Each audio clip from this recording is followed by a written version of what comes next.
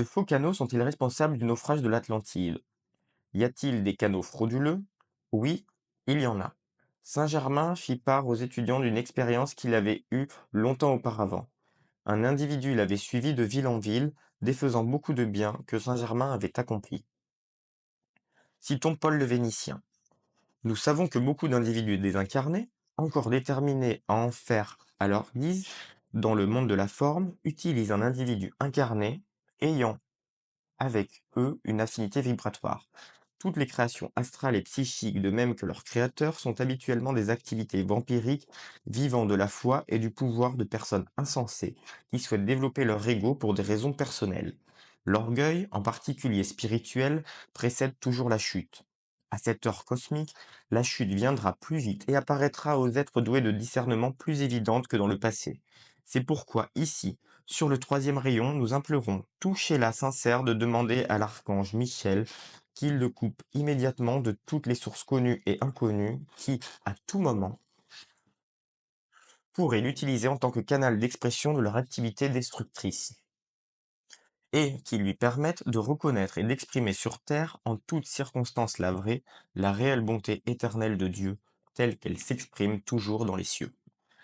Beaucoup de gens bien intentionnés sont pris inconsciemment dans le royaume astral ou bien souffrent de nombreux sortilèges jetés sur eux par d'autres qui sont bien au fait de l'usage du magnétisme psychique.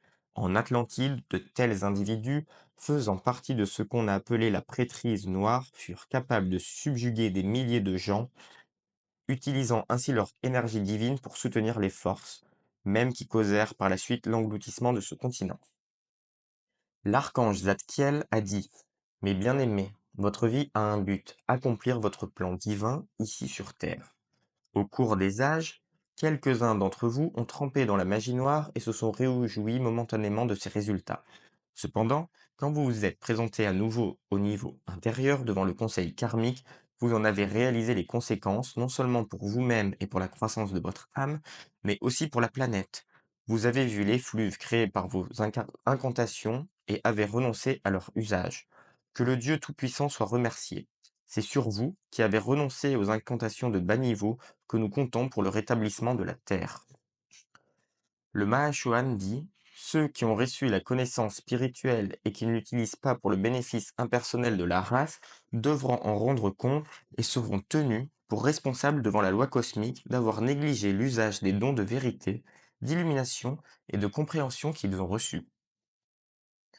Et Lanto, il faut que les Shélas se souviennent que les paroles de Jésus sont aussi valables aujourd'hui qu'elles l'étaient quand elles furent prononcées.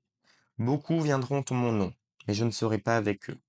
Ceux qui, consciemment, usent et abusent du pouvoir de la foi pour promouvoir leurs propres fins destructives devront rendre compte devant le conseil karmique au terme de cette incarnation. D'autres, qui ont bénéficié d'une instruction spirituelle et qui, malgré cela, ont choisi d'utiliser leurs énergies pour soutenir ces individus malheureux, sont aussi responsables devant la loi cosmique et entravent grandement leur propre progrès.